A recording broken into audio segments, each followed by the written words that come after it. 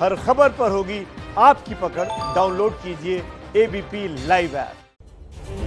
तो एक बार फिर से स्वागत है। और देखिए, हमारे साथ न्यूयॉर्क से डॉक्टर धीरज कौल जुड़ गए, जो कोरोना वैक्सीन से जुड़े हर सवाल का जवाब देंगे। डॉक्टर धीरज कौल, आपका बहुत बहुत स्वागत है। डॉक्टर धीरज कौल से सवाल जवाब का सिलसिला शुरू करें उससे पहले चलते हैं, एक खबर आपको दिखा देते हैं जो कि कोरोना वैक्सीन से जुड़ी हुई है।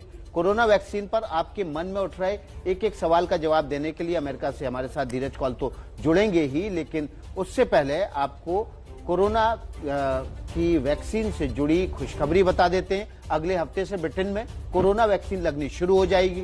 रूस में भी टीकाकरण का ऐलान हो गया है। ब्रिटेन में वैक्सीन सिर्फ एक हफ्ते दूर। अगले हफ्ते से ब्रिटेन में टीकाकरण। कोरोना के खिलाफ लड़ाई में आ गई है खुशखबरी। ये गुड न्यूज आई है ब्रिटेन से, जहां फाइजर और बायोएनटेक कंपनी की बनाई कोरोना वैक्सीन को इस्तेमाल की मंजूरी मिल गई है। फाइजर कंपनी के बाद खुद ब्रिटेन के प्रधानमंत्री बोरिस जॉनसन ने प्रेस कॉन्फ्रेंस कर ऐलान किया है। Person needs 2 injections 3 weeks apart, so it will inevitably take some months before all the most vulnerable are protected. Long, cold months. पूरी दुनिया में कोरोना के 6,47,17,000 से ज्यादा केस हैं। 14,96,000 से ज्यादा लोगों की मौत हो चुकी है। कोरोना के इतने भारी कहर के बाद पूरी दुनिया के लिए खुशखबरी आई है। कोरोना के पहले केस के 381 दिनों बाद अच्छी खबर। और खबर ये भी है कि यूके कोरोना के खिलाफ वैक्सीन लगाने वाला पहला देश बनने जा रहा है। यूके में भी 16,43,000 कोरोना केस और 59,051 लोगों की मौत। पूरी दुनिया में कई सारी वैक्सीन का ट्रायल चल रहा है और बहुत सी कंपनियों की वैक्सीन अप्रूवल की स्टेज तक पहुंच गई हैं।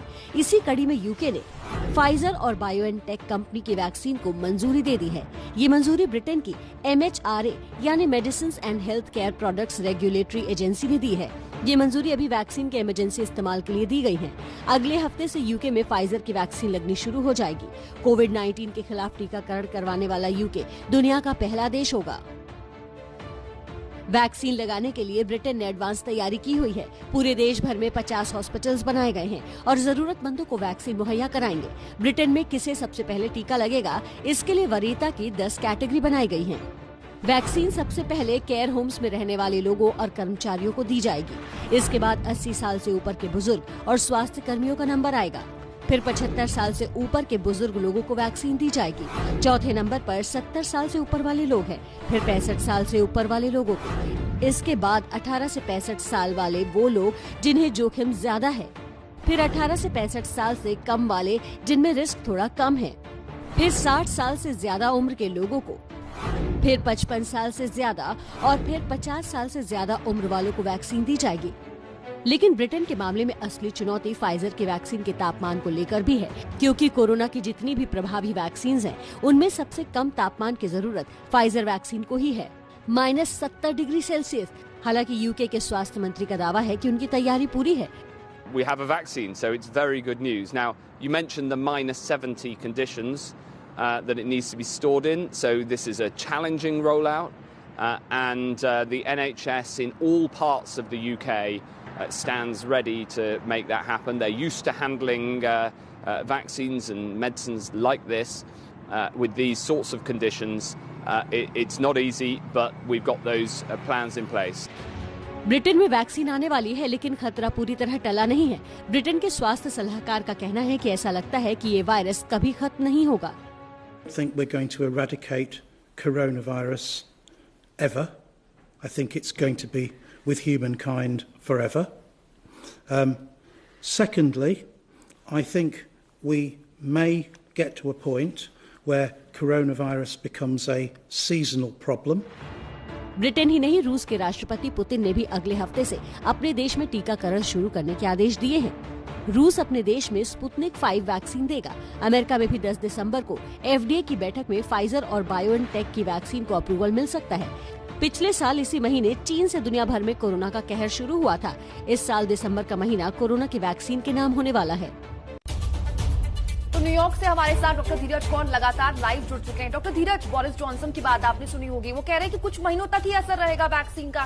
फिर वहां के स्वास्थ्य सलाहकार कह रहे हैं कि कोरोना कभी जाएगा ही नहीं, ये तो मौसमी बीमारी बन के रह जाएगा। ऐसे कैसे हारेगा कोरोना? देखिए, मैंने आपके शो पे ये एक्चुअली अप्रैल में बताया था, एक बार वायरस अगर मैनकाइंड के पास आ जाए तो वो वहीं रहता है, वो डिसअपियर नहीं होता, लेकिन हमारी बॉडी उसके खिलाफ इम्यूनिटी डेवलप कर लेती है और कभी कभी स्पीशीज भी जंप करता है, ह्यूमन से एनिमल में, एनिमल से ह्यूमन में। अगर वो वायरस टोटली म्यूटेट हो जाए तब आपका डिफेंस नाकारा हो जाएगा उसके खिलाफ। लेकिन एज ऑफ नाउ जो हमें लग रहा है, इम्यूनिटी के जो मार्कर्स, ये जानना जरूरी है कि अगर आप वायरस से इन्फेक्टेड हुए हैं तो उसके बाद भी आपको वायरस दोबारा लग सकता है। लेकिन जो नए प्लेटफॉर्म की वैक्सीन हैं, क्योंकि वो कंटिन्यूअस वायरल के स्पाइक प्रोटीन को प्रोड्यूस करती हैं आपके सेल्स के द्वारा, mRNA और एडिनो वायरस की जो एस्ट्राजेनेका की भी है, इस वजह से देखने में यह आया है कि कंटिन्यूअस स्टिमुलस रहेगा और आपकी एंटीबॉडी की जनरेशन कंटिन्यूअस रहेगी। तो हाइपोथेटिकली हम बिलीव कर रहे हैं कि 1 से 2 साल तक इसकी इम्यूनिटी रहनी चाहिए। अभी तक कोई डाटा क्लियरली नहीं बता रहा है कि वैक्सीनेशन के बाद कब तक की इम्यूनिटी लास्ट करेगी, लेकिन based on the scientific background जो हम देखते हैं स्टडीज का, और जिस हिसाब से वैक्सीन काम कर रही है उसके प्रोटोकॉल से लगता है 1 से 2 साल तक रहेगी। लेकिन ये जानना जरूरी है, कई हाई रिस्क इंडिविजुअल्स होते हैं जिसका इम्यून सिस्टम वीक होता है, हो सकता है हमें उन्हें एक बूस्टर डोज लगाना पड़े 1 या 2 साल के बाद, पर अभी इस बारे में बात करना थोड़ा सा प्रीमैच्योर होगा। डॉक्टर कौल, रशिया ने भी अगले हफ्ते से टीकाकरण का ऐलान किया है, लेकिन दुनिया फाइजर की वैक्सीन पर ज्यादा विश्वास कर रही है बजाय स्पुतनिक के। उसके पीछे आपको क्या वजह लगती है? क्या रिसर्च में कुछ ऐसा सामने आया है जिसकी वजह से लोग फाइजर पर ज्यादा विश्वास कर रहे हैं? देखिए, ये कन्वर्सेशन एक्चुअली हमने सितंबर में भी की थी, क्योंकि फाइजर और BNTX की जो वैक्सीन है बहुत ही स्ट्रिक्ट मानक के थ्रू गुजर रही है, क्वालिटी कंट्रोल उनका बहुत स्ट्रिंजेंट है, उनकी सेफ्टी प्रोटोकॉल्स बहुत स्ट्रिक्ट हैं, एफिकेसी आपने देखी 95% है, कोई life threatening severe adverse effect नहीं है, और कंप्लीट स्टेज 3 ट्रायल ये जो डाटा है उसको एनालिस किया गया है। पहले कंपनी ने किया, उसके बाद इंडिविजुअल ऑर्गेनाइजेशन ने किया, और अब MHRA जो ब्रिटिश की FDA है के इक्विवेलेंट ऑर्गेनाइजेशन है उसने किया। तो 3 ऑर्गेनाइजेशंस ने किया, अब हमारी FDA कर रही है, और मुझे पूरा विश्वास है कि 10 तारीख को उसका भी अप्रूवल आएगा, क्योंकि हम लोग 50% एफिकेसी वेट कर रहे थे, ये 95% आई। और 17 दिसंबर को एक और हिस्टोरिक डे है मॉडर्ना का, मैं ये बात बार बार बता रहा हूं कि उसका भी अप्रूवल 99% आएगा। रही बात स्पुतनिक 5 की, देखिए ये जानना जरूरी है कि रशिया भी मेडिकली बहुत एडवांस्ड कंट्री है, साइंटिफिकली बहुत एडवांस्ड कंट्री है, भारत का मित्र देश है, लेकिन स्पुतनिक 5 का फेज 3 ट्रायल के बगैर ही उन्होंने लॉन्च किया था। अगर आपको याद होगा, जो राष्ट्रपति पुतिन है उन्होंने अपनी डॉटर को लगाया था विदाउट फेज 3। तो फेज 3 के बगैर वैक्सीन लॉन्च करना एक खतरनाक चीज होती है, लेकिन पेंडेमिक में कई लोग उसको वेव करके दे देते हैं क्योंकि डेथ और मोर्टेलिटी काफी हाई है। लेकिन WHO ने भी क्रिटिसाइज किया, इंटरनेशनल ऑर्गेनाइजेशंस ने भी क्रिटिसाइज किया। एक और वैक्सीन थी जो कि चाइना ने जून जुलाई में लॉन्च कर दी थी, इमरजेंसी ऑथराइजेशन यूज के लिए, आर्मी के लिए। तो स्पीड के साथ साथ देखिए बहुत जरूरी है, इसीलिए FDA अपना टाइम ले रहा है करने को। तो ये 1 हफ्ते पहले ही अप्रूव कर देते, लेकिन हर चीज देख रहे हैं। सेफ्टी बहुत इंपॉर्टेंट होती है नई वैक्सीन की, क्योंकि अगर लोगों को वैक्सीन पे विश्वास नहीं होगा वो वैक्सीन नहीं लगवाएंगे। इसीलिए लोगों के विश्वास को पूरे एक तरीके से कोई कॉर्नर्स कट किए बगैर FDA इसको देख रही है। आपको ये जान के हैरानी होगी कि व्हाइट हाउस ने भी FDA के कमिश्नर को 2 दिन पहले तलब किया था और पूछा था कि हम इतना टाइम क्यों ले रहे हैं अप्रूवल में फाइजर के, और उनका स्ट्रेट आंसर था हम उतना टाइम लेंगे जितना साइंस हमें लेना चाहिए, इसमें हमें कोई इंटरफेरेंस नहीं चलेगी। और 10 दिसंबर इज द डे और 17 दिसंबर इज द डे। तो क्वालिटी वाइज और पेशेंट सेटिस्फैक्शन वाइज और पेशेंट एश्योरिटी बहुत जरूरी होता है किसी भी दवाई के लिए। प्लेसिबो इफेक्ट 30%, तो वैसे ही अगर एक डॉक्टर पे आप विश्वास करते हैं दवाई लेंगे तो वो काम करेगी। अगर आप एक डॉक्टर पे विश्वास नहीं करते तो दवाई 30% काम नहीं करती।